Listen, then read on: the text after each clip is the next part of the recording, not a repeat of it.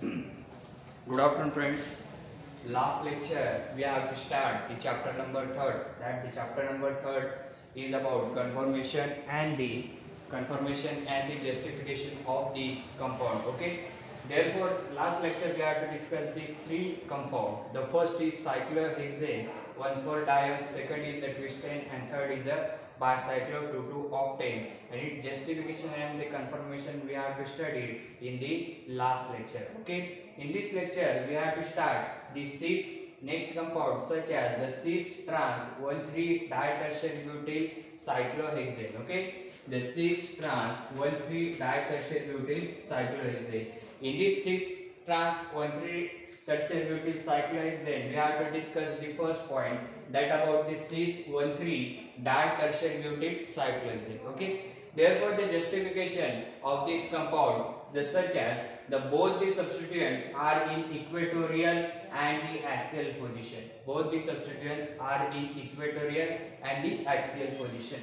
Okay, look at this conformation of the cis 1,3-ditertiarybutyl cyclohexane. Okay, therefore in this cis 1,3-ditertiarybutyl cyclohexane, therefore it shows the both the conformation are in axial form, and both the conformation are in equatorial form in the ring second. Okay, therefore the di-equatorial substituents is a more stable than the diaxial substituents. Therefore the di-equatorial substituents are more stable than the diaxial substituents. Why it is more stable? Because the diaxial substituent, that is the 1,3 interaction. Okay, therefore this is the diaxial substituents. It shows the steric interaction between the 1,3 interaction. Steric interaction between 1,3 interaction. Therefore it is a repulsive.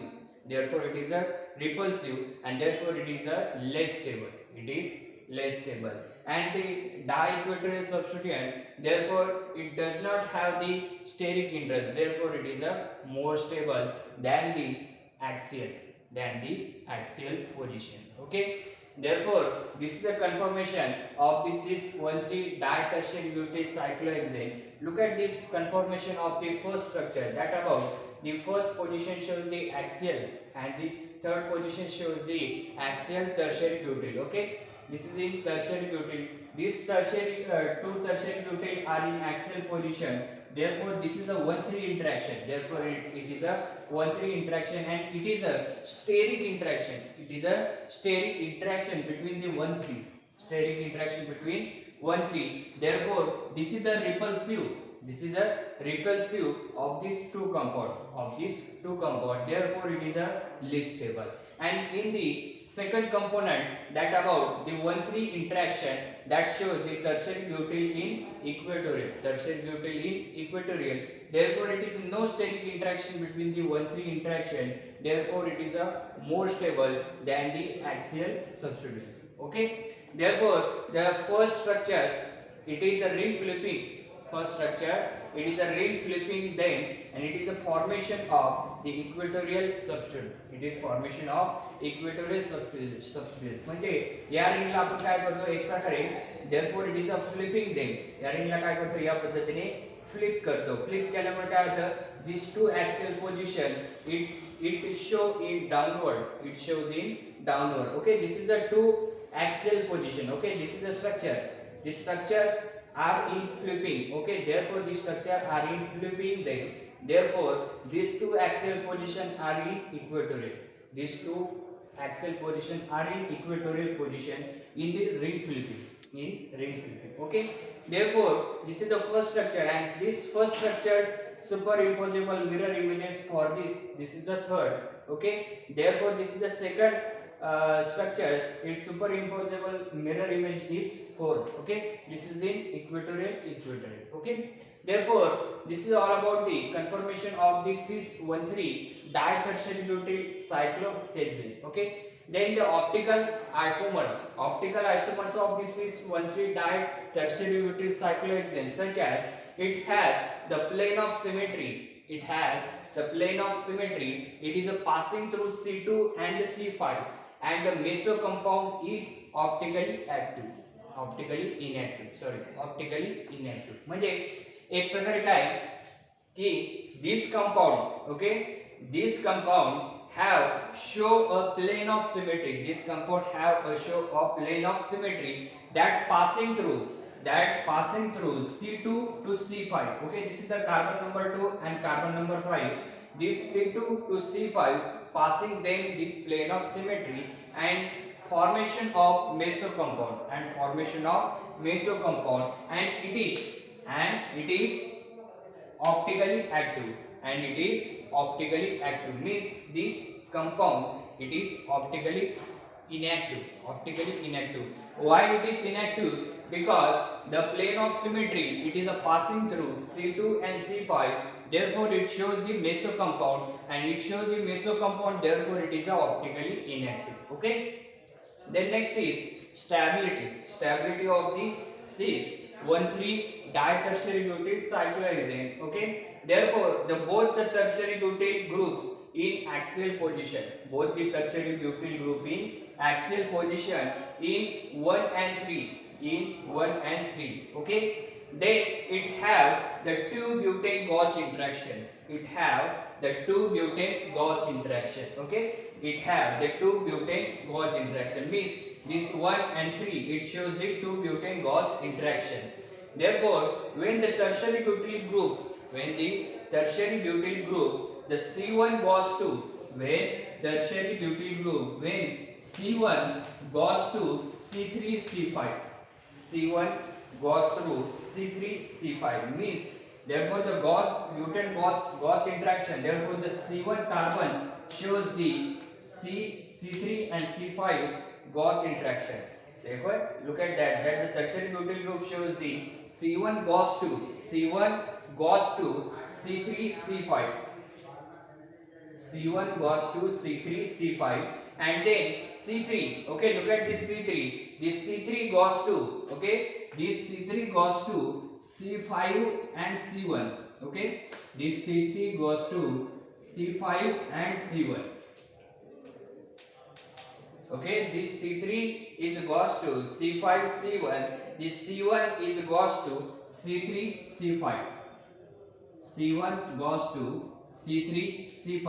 This is the 2 butane Gauge interaction in the cis-1,3 ditertiary butyl cyclohexane. Okay, then the cis axial first shows the steric interaction is maximum. Okay, in the cis axial it shows the steric interaction is maximum, therefore it is a least stable. Okay, this is the confirmation and justification of the cis-1,3 ditertiary butyl cyclohexane. Okay, then the another is the tertiary butyl group in the equatorial position. The tertiary butyl group in equatorial position. This is the equatorial position in the cis-1,3 ditertiary butyl cyclohexane. Okay, this second and fourth structure shows the equatorial position. These equatorial positions are more stable than the axial position. Equatorial positions are more stable than the axial positions. Therefore, this is the structure 2 and 4. It is the more stable than the structure 1 and 3. Okay, this is the cis-1,3 ditertiary butyl cyclohexane in this compound. Okay, then the second is then second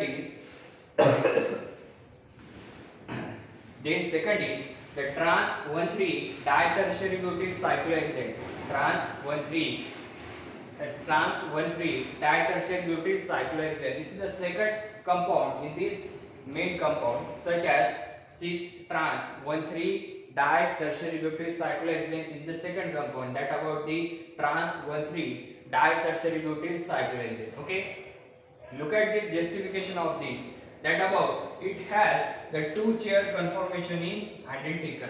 It has the 2 chair conformation are in identical. Okay, this chair conformation are in identical conformation. Okay, therefore in the A structure, therefore one substituent in axial and one substituent in equatorial. Okay, in the trans-1,3 interaction, therefore the one substituent in axial and one substituent in equatorial. Okay, Then the trans 1,3 ditertiary butyl cyclohexane does not have the plane of symmetry. Okay, this is the trans 1,3 ditertiary butyl cyclohexane. It does not have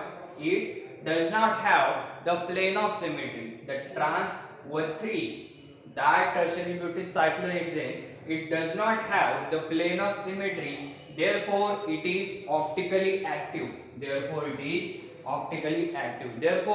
the plane of symmetry, it is not involved in the trans 1,3 ditertiary butyl cyclohexane. Therefore, it is optically active. Okay, it is optically active, means in this trans 1,3 ditertiary butyl cyclohexane, it does not have the plane of symmetry. Therefore, it is optically active. Okay, then the looking at A to B formation of compound have the equal stability. A to B formation of compound have to equal stability. Okay, look at this structure A. Okay, you have to flipping the structure B. Therefore, its stability is equal. A and B, its stability is equal in the ring flipping. Okay, this is the optical isomers of this trans 1,3 ditertiary butyl cyclohexane. Okay, then the stability of trans 1,3 ditertiary butyl cyclohexane, such as in one axial and one equatorial tertiary butyl group are two butane gauge interaction.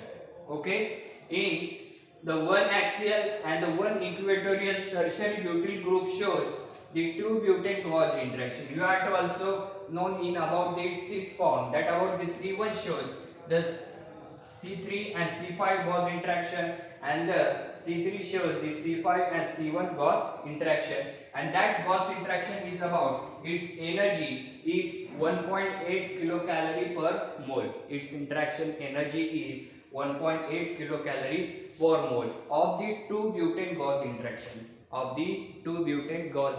Means this is a 2-butane gauge interaction, such as C1 shows the C3 and C5 gauge interaction, and C3 shows the C1 and C5 butane gauge interaction, and it shows the 1.8 kilocalorie per mole energy. Okay, then the cis isomer is a more stable in diequatorial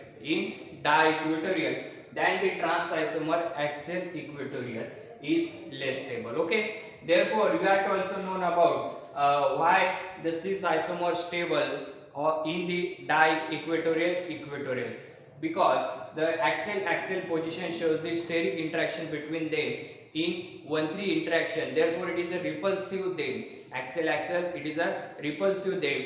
Therefore, it is a least stable. But the equatorial shows it is a non-repulsive, non-steric interaction shows, and therefore it is a more stable. And the trans isomers of axial equatorial is less stable.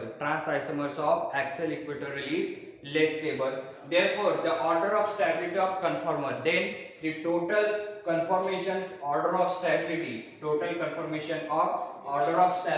the cis trans 1,3 ditertiary butyl cyclohexane, such as the cis 1,3 equatorial is greater than the trans 1,3 axial equatorial and the equatorial axial.